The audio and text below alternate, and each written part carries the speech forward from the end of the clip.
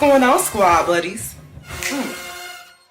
What's going on, my squad buddies? It's your boy Morgan, and we're here today to give you guys none other than Why Not Us Season 3, Episode 2. Now, last week I did kind of mess up and I said Season 1. I didn't know, girl. My bad. I'm sorry. Bear with me. We're getting used to this. We're just getting used to it, girl. We're just getting used to it. So, just bear with me, okay? Now, this episode was very eye-opening. It was a lot going on. I don't want to spoil it right now, but, you know, we're going to talk about it. But yes, I really love this episode because it really opened my eyes to so many different things. And I'm really glad that they put these little things in there because we as an audience need to hear this type of stuff, okay? So, I'm ready to get into it. You ready to get into it, bitch? I'm ready to get into it, bitch. Let's get it. Let's go. Yes. Yes, ma'am. Oh, my God. Like I said, this episode was so good. So, we start off the episode with the freshmen at 2 a.m.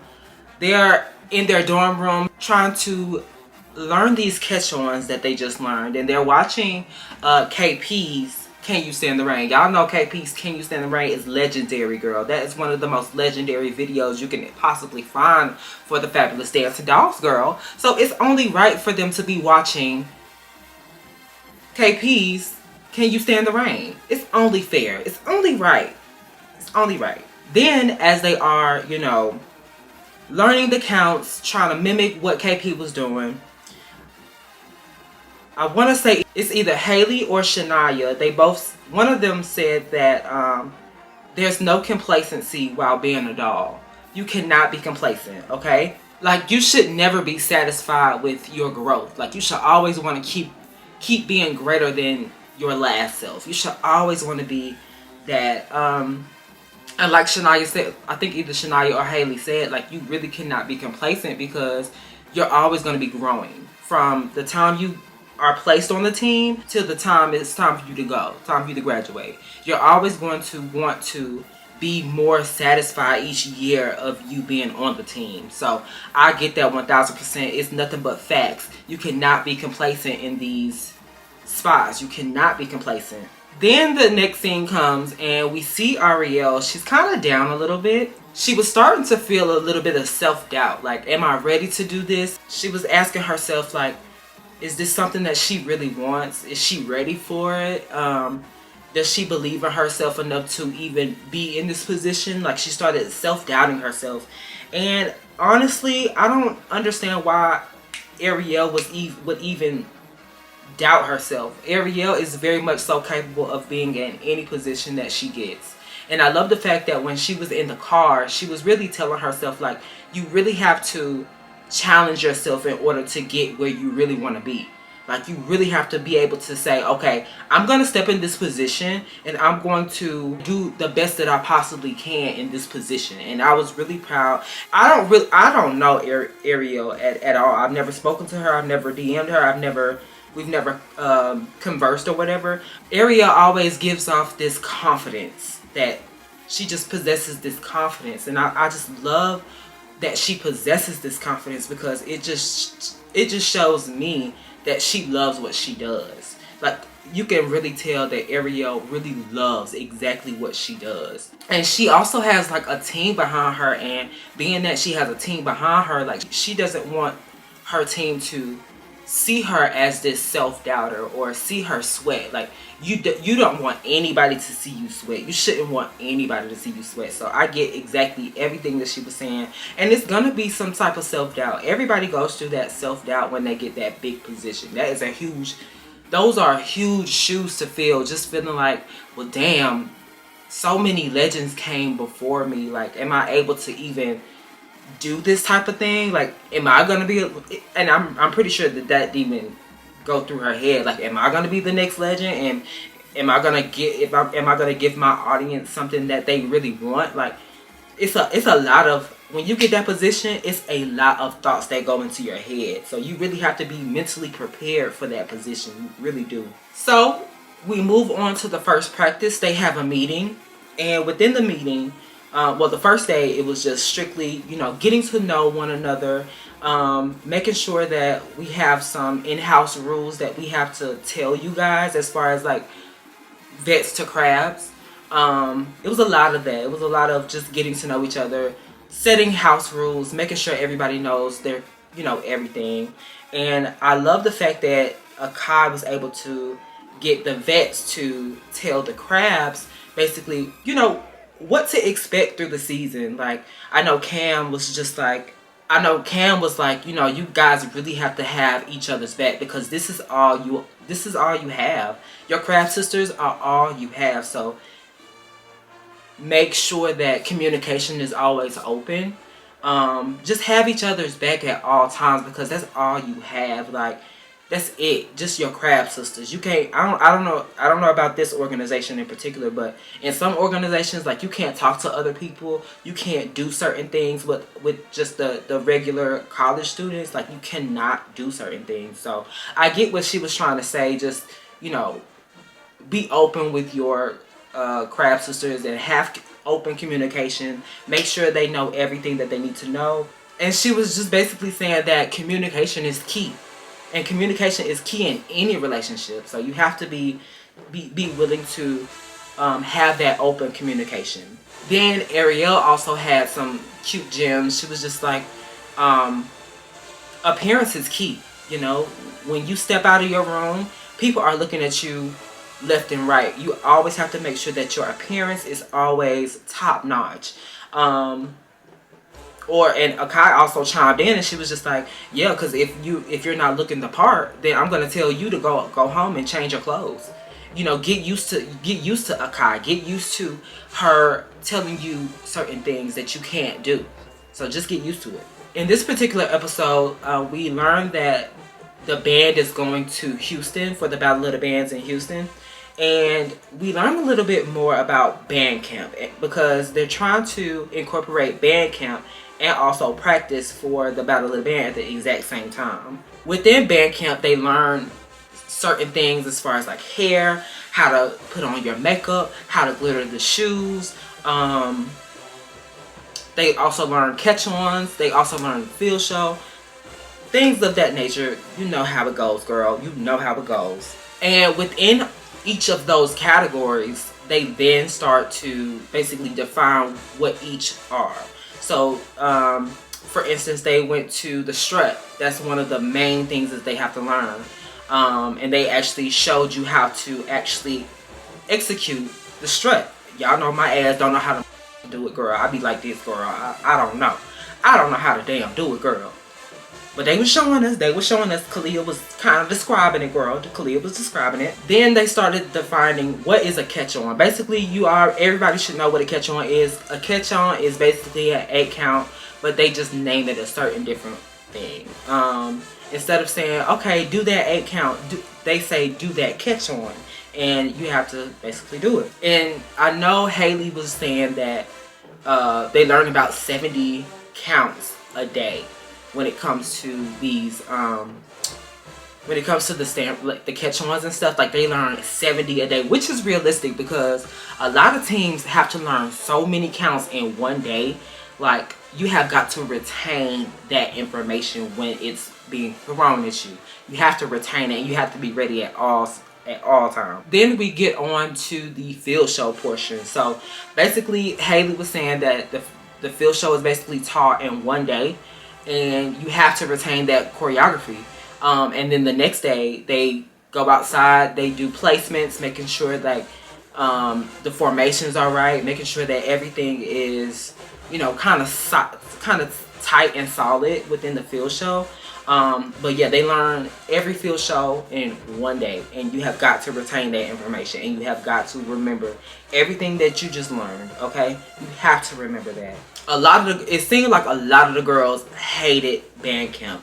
And I get it. I get everybody hates band camp. But at the same time, this is where you have to learn about yourself. This is the most challenging thing that you have to go through because this is one of the first things that you have to go through as a crab. You have to go through band camp phase just to get to where you want to be, because you have to learn the information. You have got to learn all of the information. We then move from them talking about, you know, the Battle of the Bands, and them talking about band camp and things of that nature. We are then moved to Naomi asking Ariel to basically try to help her a little bit more, just so then Naomi can feel a little bit more comfortable with the counts that she's throwing, because she basically just learned these counts and she's just not really getting it. She feels like she's a hindrance to the whole team because she's a slower learner than everybody else, which I get, because everybody learns differently. Everybody does not learn the exact same way as the next person. Some people are visual learners. Some people, you can listen to something and they'll learn it from there.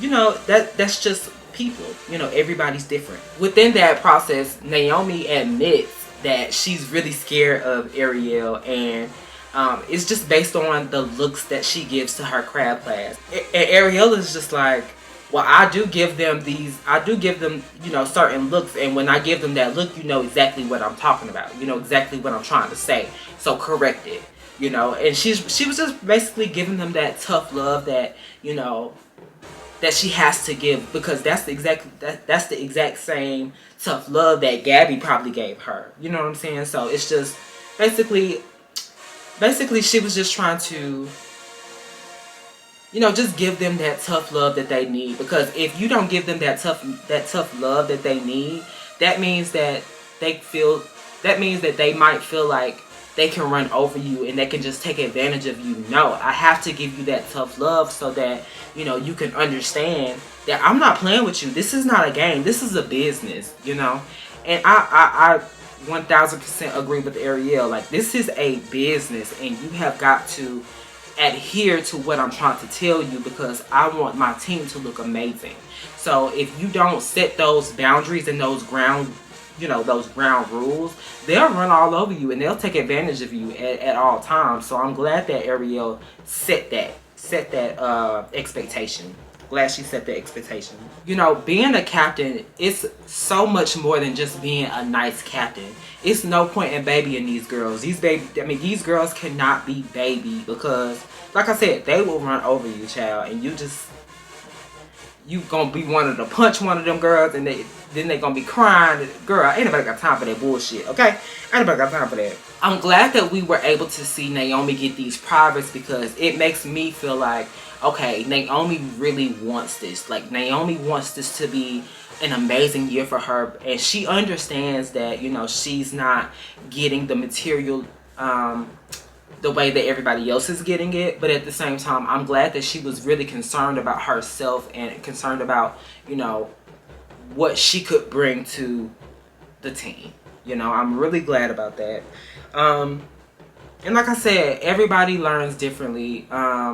She's just a slow learner. You know, you can't really fault her too much, but you just have to, that means the captain really has to really learn her team.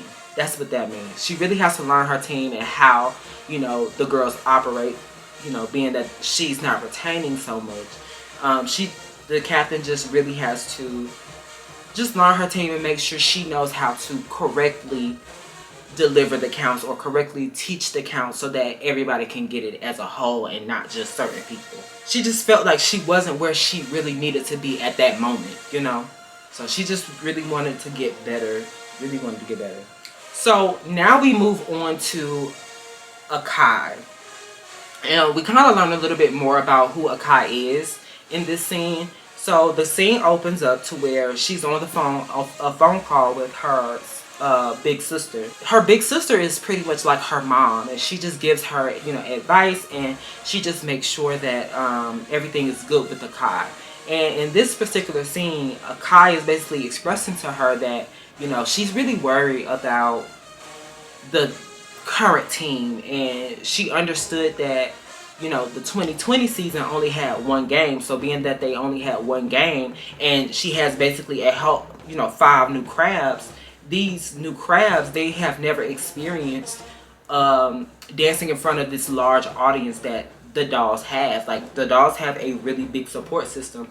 So them being able to be crabs and then come on the team and then just see all of these people just be surrounded by them and you know, feed off of their energy, it's pretty shocking to watch, you know. Not everybody is comfortable with a whole lot of people watching them dance, watching them do something that they love. People get extremely nervous when they dance in front of people. Like, I get it 1000%. That is one of the most nerve-wracking things that you could possibly do, just dancing in front of people. Because you could just mess up at any given time. Like, you can mess up at any given time. And that can be very embarrassing to certain people. So you just have to make sure that, you know, your team as a whole is comfortable with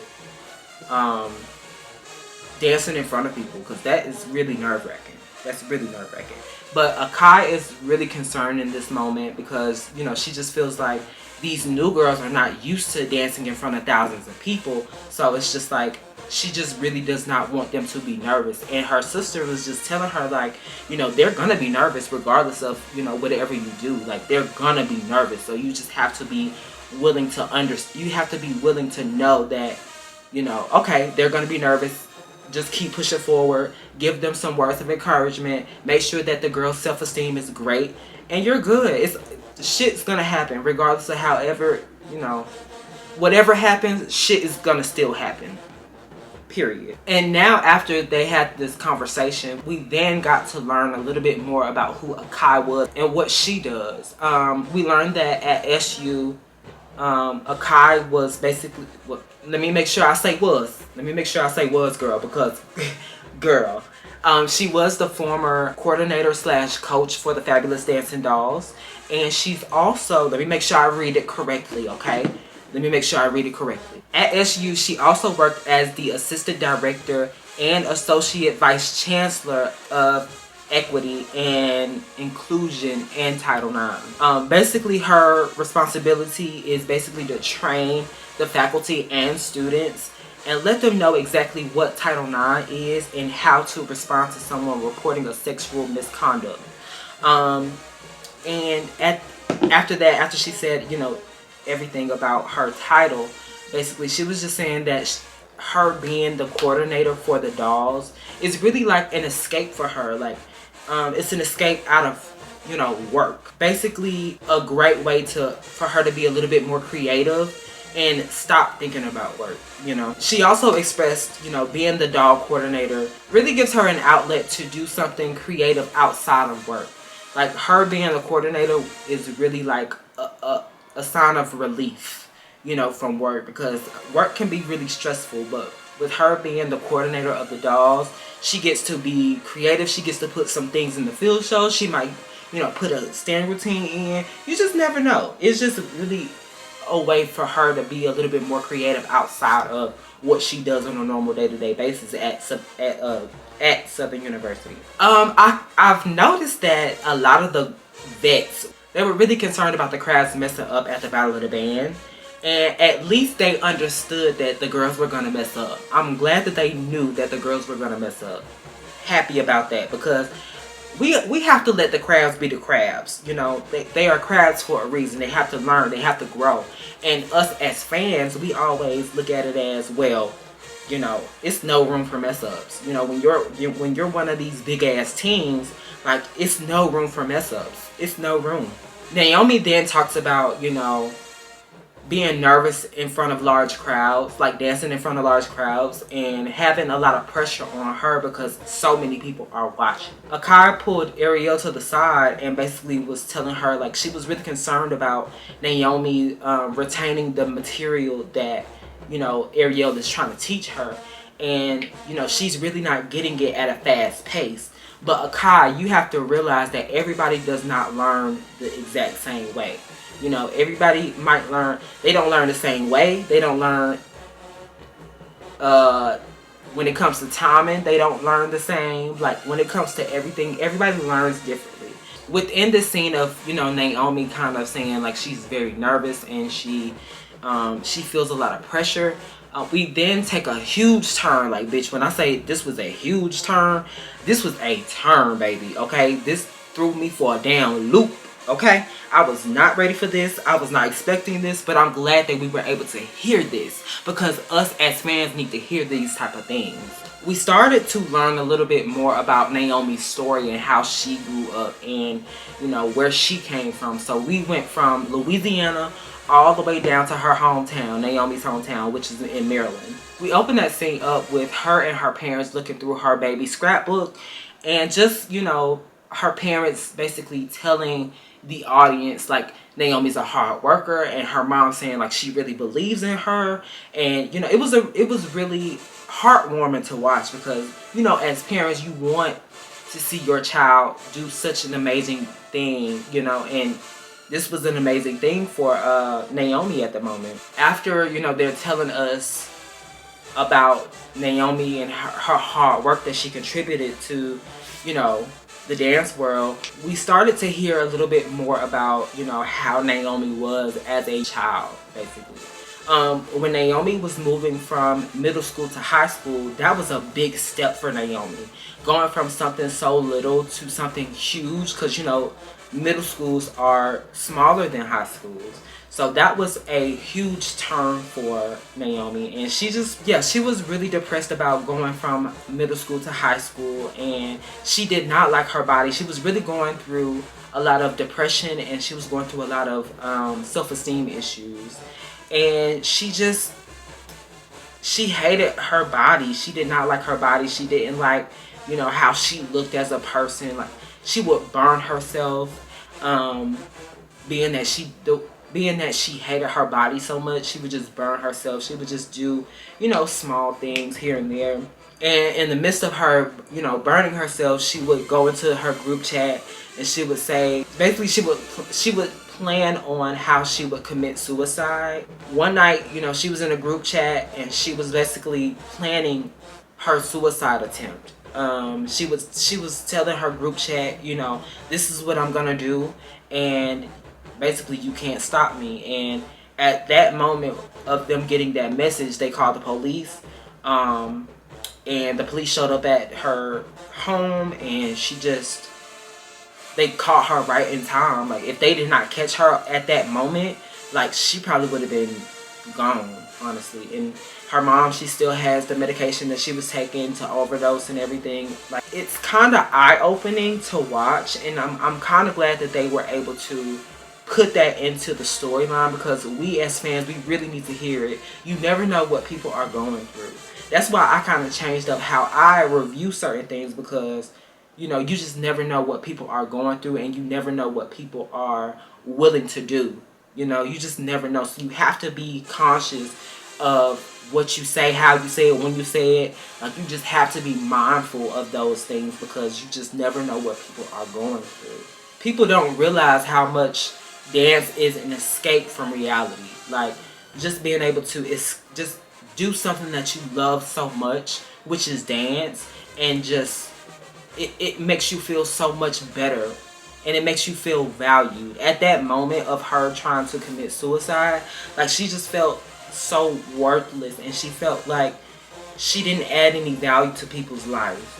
She felt like nobody really understood her, you know, mentally or emotionally. Like, nobody really understood what she was going through, so she was just gonna, you know, do it, you know. And I'm glad that it did not go through. I'm so happy it didn't go through, because Naomi also said in that same breath, when she had to choose her new life, you know, she was really impacted by the Dancing Dolls, and that was one of her biggest dreams, just to become one of the fabulous Dancing Dolls, you know. And I'm really glad that Naomi was able to conquer that dream. Like, she really wanted to, you know, be that dancing doll, and I'm glad that she was able to get on this team, because that was one of her biggest dreams. A lot of people are not able to touch their dreams, and I'm glad that she was able to even touch her dream. You know, I'm really happy about that. After Naomi tells her story, we are then moved to the SU band director, Kedrick Taylor. All you need to know is that man is damn fine, okay? I'm sorry, I know he's a straight male. I'm sorry, but I'm just gonna let you know how I feel. This is my 1000% truth. I'm sorry. And I'm pretty sure he's gonna watch this. I'm sorry. I'm just telling my truth. This is just my truth. What's up? What Ari Lennox say? This is just my truth. This is just my truth. This is just my truth. I'm not gonna hit on you. I promise you, I'm not gonna hit on you. But I'm just saying, he's a fine man. I'm sorry. Did I lie though? Did I lie? The man is fine. Sorry. You know, that's all. That's really all you need to know. That's it. After we hear about, you know, Mr. Taylor being a band director, we are then going into, you know, there's a hurricane coming, bitch. There's a storm coming. You know, the hurricane is category 4. Ariel gets on the phone with her mom, and she's just like, okay, where is this hurricane going? Is it going east, west, north, south, east, west, girl? Where is it going? You know? And her mom is just like, you know, it's taking an eastern turn, and I gotta get the pets. I gotta make sure my dogs don't die or whatever. And I get it, 1000%, girl. I get it. But that storm really made a huge impact at that moment, because I remember that storm vividly, like last year. I remember it vividly. People were trying to detour, trying to go to certain, you know, states, and they really couldn't move because it was so much traffic. It was just a lot that day. That whole day, that trip went from a 4-hour trip to a 13-hour trip, girl. That was a lot, okay? That was a lot. They had to stop the bus sometimes, and they had to go and practice. They had to go to a high school and practice somewhere, and it was just a lot for them. So them even being able to go to that Battle of the Band, I was very surprised. I was very surprised, but I'm glad that they were able to make it, because that, like I said, that trip went from a 4-hour trip to a 13-hour trip. Like, they had to take so many different detours. It was so much traffic. People were trying to get out of Louisiana. It was a lot. It was really a lot. It was really a lot. So they get to the hotel, and the vets, mainly Cam, are still kind of concerned about, you know, the girls messing up at the Battle of the Band. Hey, and the next day, it's showtime. It's showtime, girls. It's time to get with it or get lost, girl. It's time to get with it or get lost. After they did the field show, they felt so relieved. The girls really did an amazing job, and they smiled through the whole dance. They really danced their asses off. And being that they were, you know, dealing with the crabs, making sure they had everything, dealing with this storm, trying to get to the hotel for 13 damn hours, like, it was a lot for them. Like, this whole trip to Houston was a lot for them. And girl, I'm really glad that they got through that whole performance, because, baby, that was a lot for them. And being that they did so good, Akai expressed to them, she was just like, this is only the beginning. Like, y'all have got to be mentally ready for this, okay? This is only the beginning, okay, girl? Only the beginning. All in all, I really, really, really love this episode. I thought this episode was such an amazing episode. It was, like I said, it was an eye-opener. I'm really glad that we as an audience get to hear a lot more about, you know, the girls personally. We get to hear about their stories. We get to understand where these girls come from. And I'm really glad that the producers are really trying to show them as human, because that's all they are. They are human. They go through so much. And I'm really glad that they are talking about this, because we as an audience really don't know how much they go through. Like, they go through a lot. They go through a lot mentally, physically, emotionally. Like, they go through so much. And I'm really happy that Naomi got her story out, because you never know how her story can help the next girl. You never know how her story can help the next girl feel like, you know, she's the best. You know, you are your best. I'm really glad that we were able to hear Naomi's story. I truly commend this team. I understand, you know, it's a team with 5 crabs and 4 vets, and I get it. But at the same time, I really commend this team. And if you really watch my reviews from around that time of the Battle of the Bands, you will understand exactly everything that I was trying to say. It hit, everything that I said was hit on the nail perfectly. I didn't even know that the girls was even filming this shit, okay? I didn't even know the girls was filming. I didn't know the girls was filming until, like, close to the middle of the season. So, I was really happy that what I was saying really matched what the storyline is, basically. But yeah, I really love this episode. It's an eye opener. It was a tearjerker. It was really good. It was really an amazing episode, and I'm really glad that we are able to see a little bit more into their stories. But yes, that's all I have for you guys today. Make sure you like, comment, subscribe, hit the notification bell, bitch, because you know there is definitely more honey. Yes, ma'am. Get into it. I'm ready for the next episode. And if you was looking at my story the other day, I think it was like last Wednesday. Oh, no, I think it was like last Tuesday. I was talking to the producer, and the producer was saying, hey, the next season is going to be another dance team, girl, so you might want to get ready. I kind of feel like I know who it is. I don't want to spoil it, but I kind of feel like I know who it is. I don't know who it is. I don't know. But I just got a feeling I know who it is. I got a feeling. Okay, I got a feeling, girl. I got a feeling. But anyways, I got to go. Bye.